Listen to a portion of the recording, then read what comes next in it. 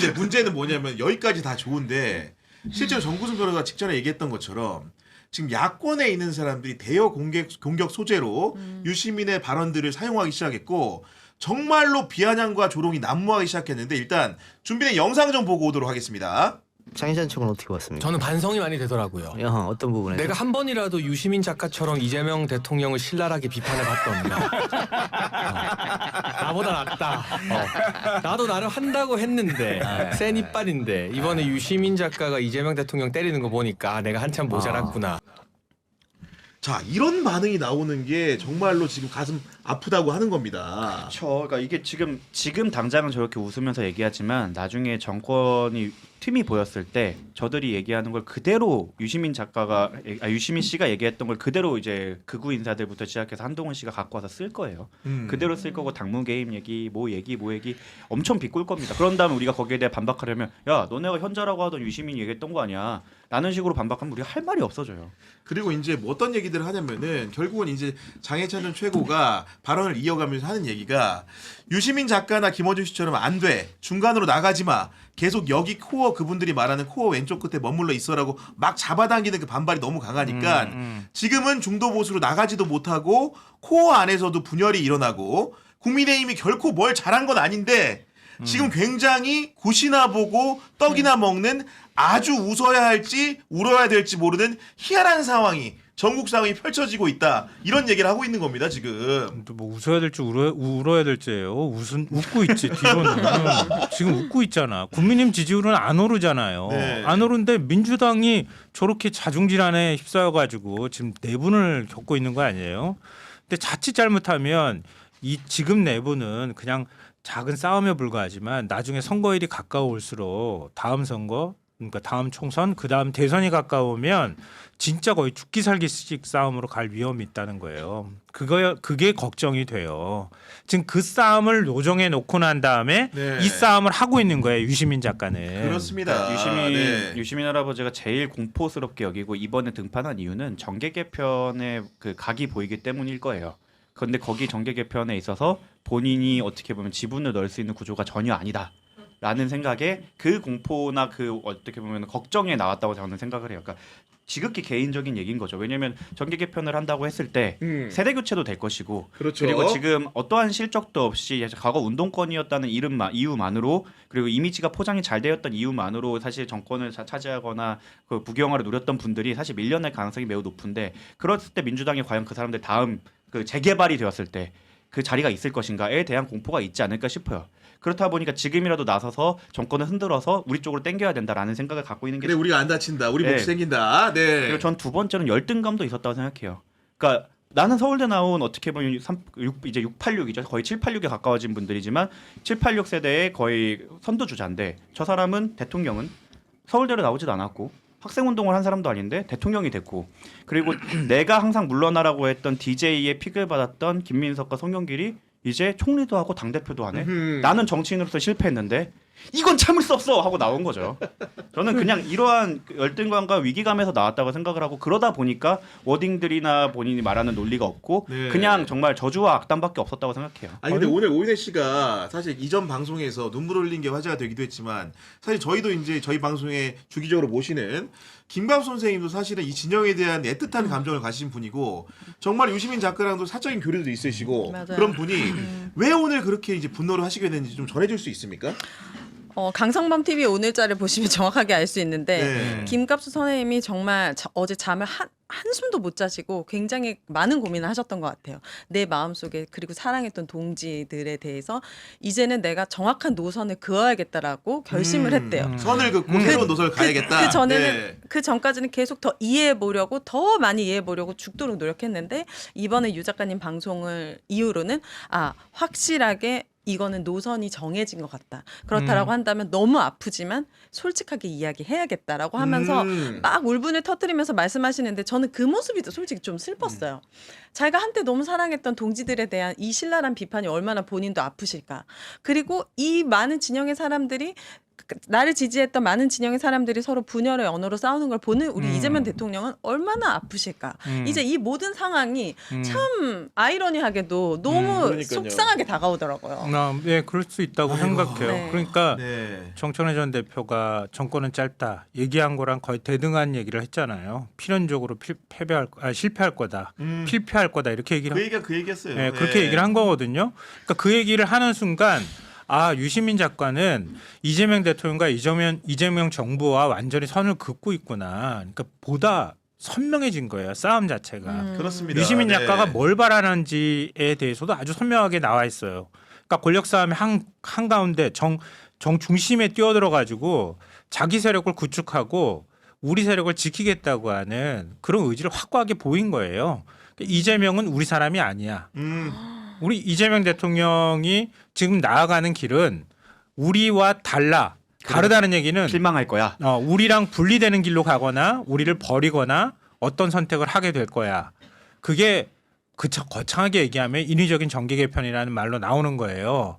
그러니까 우리가 민주당의 주인이니까 우리가 민주당을 지킬 거야.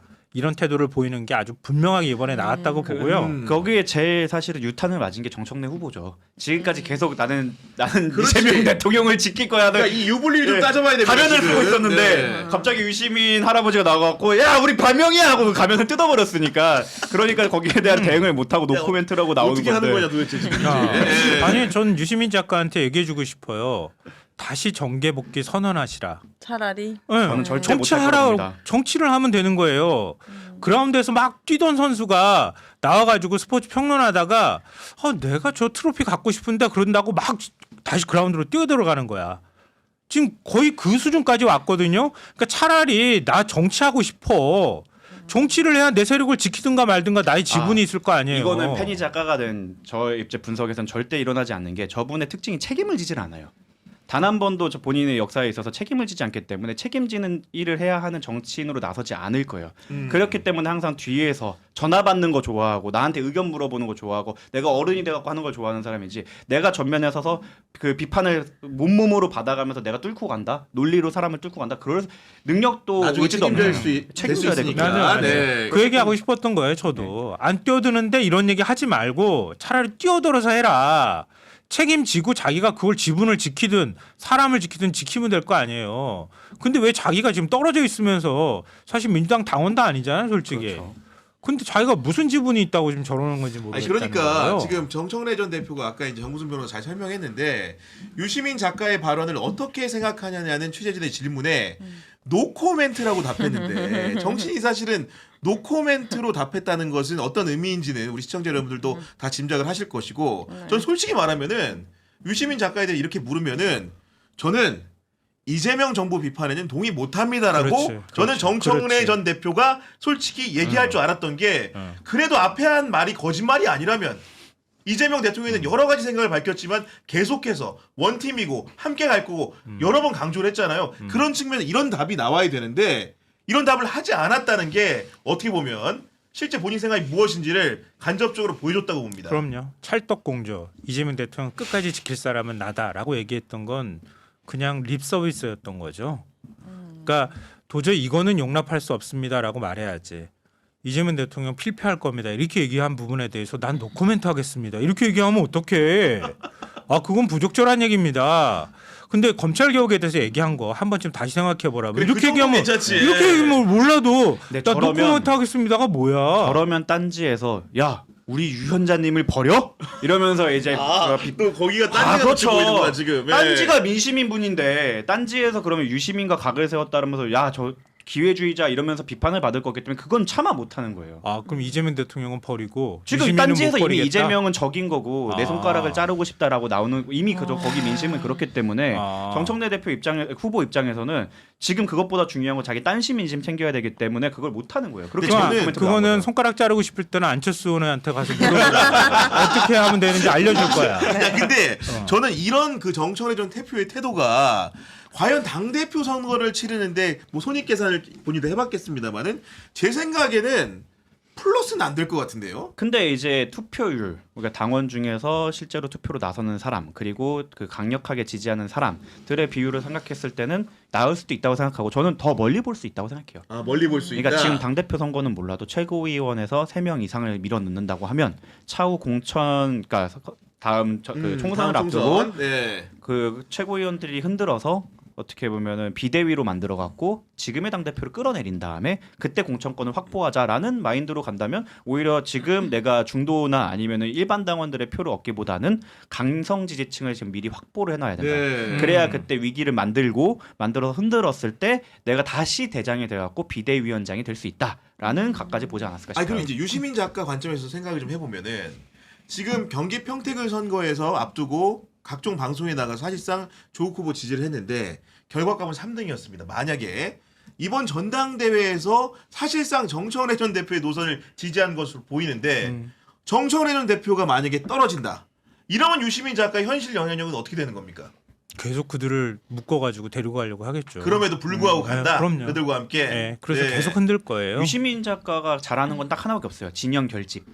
그렇기 때문에 오히려 소수일수록 자기는 유리해져요. 소수일수록 자기에 대한 추앙 강도는 더 세지고요.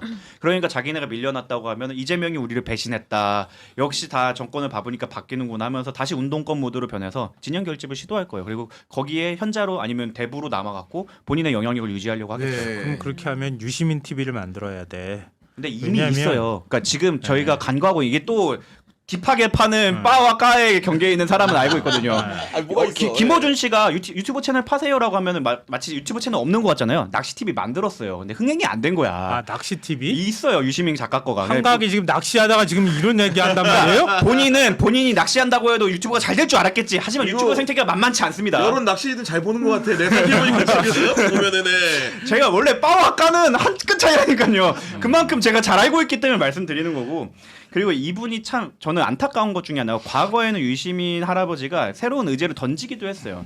근데 이번에 재개발론을 말할 때 스스로가 고백한 게 있습니다. 재개발할 필요가 없다. 증축만 하면 된다가 뭐냐면 이분은 더 이상 좌파이자 진보이지도 않은 거예요. 현재 체제를 긍정했고 만족하잖아요. 지금 박진영 평론가 같은 경우는 나는 재개발 싫다, 재건축도 싫다, 신도시 만들어야 된다. 더 세게 해야 된다. 더 진짜 좌파적 진보적 의제를 말하는데 유시민 할아버지는 그런 거 필요 없고 증축만 살짝 하면 돼라는 말 자체에 내포한 게 뭐냐면 더 이상 사실 이 사람은 좌파나 진보적 그 아젠다를 던질 능력도 방향성도 의지도 없는 거죠. 네, 지금 저는 유시민 작가가 되게 멋있게 늙어가거나 멋있는 사람으로 남을 수 있는 기회를 스스로 차버렸다고 생각해요. 그러니까 세계적 석학이든 철학자든 이런 사람들이 보통 세상을 바꾸려고 하는 노력들 많이 하거든요. 아스팔트로 나간 사람들도 굉장히 많아요. 굉장히 멋있는 사람들 많거든요. 제 기억으로는 버트런드 러셀이나 이런 사람들도 나가가지고 뭐 노동자들하고 함께 한다거나 이런 모습들 보이고 그랬었거든요. 굉장히 존경스러워요. 근데 유시민 작가처럼 한 정당 안에 이렇게 들어와서 뭐 증축론을 얘기하거나 이런 사람은 제가 본 적이 없어. 그러니까 유시민 작가가 만약에 정치에 뛰어들고 싶으면은 또 한국 사회에 기여하기 위한 뭔가 역할을 꿈꾼다면 지금 취업난을 겪고 있는 청년층, 주택난, 그리고 K자 성장에 따른 양극화 그늘 이거 해소하는데 노동자들이 어떻게 지금 피해를 보는지 이런 문제 해소하는데 나가라고 아스팔트로 나가시라고요. 그러면 저는 존경받을 수 있었다고 봐요. 민주당 안에서 내 편 지킬 거야 이러면서 상대편에 대해서 막 이렇게 근거도 빈약한 공격 퍼붓지 마시고. 그러니까요. 근데 그 길로 네. 지금 안 가고 있다고 봐요. 저는. 진짜 현자고 그랬다고 하면 AI 시대에 어떻게 보면 노동의 종말을 앞에 두고 우리가 도덕적으로 어떤 기준을 설치해야 될까, 어떤 기준으로 우리가 세상을 바라봐야 될까 이런 담론을 해주셨어야죠. 만약 자유주행이 나와서 사람을 쳤어, 이건 누가 책임을 져야 될까? 여기에 대해 어떻게 우리가 이걸 해결해 가야 될까? 우리가 어떻게 받아들여야 될까? AI 때문에 많은 일자리가 사라질 건데 그럼 우리는 어떤 사회 체계를 새로 만들어 가야 될까? 이런 거에 거대 담론에 대해서 문제 제기를 해주고 거기에 대한 해법을 제시해주는 사람이 어른이지. 촉밥, 용역, 잭나이프 이렇게 하는 사람이 어른이십니까? 그러니까 조롱의 대상이 되는 거죠. 지금 시청자 여러분들이 많은 네. 의견 보내주고 계신데 바람이 분다님은 구교영 기자님 옷이 너무 귀여워서 방송에 집중이 안 된다고 하셨는데 너무 잘 어울려요, 솔직히. 네, 네. 이렇게 귀로만 들으셔도 됩니다. 183님은 정구승 변호사님 촉법의 헤어스타일 더 찰지네요 하셨는데 일부러 이 앞머리 내린 겁니까? 좀 어려 보이려고. 민철이랑 한번 엮여보려고. 네. 필망님 같은 경우에는 책임지기 싫어서 작가라고 불러달라고 한 겁니다라고 말씀해 주셨고요.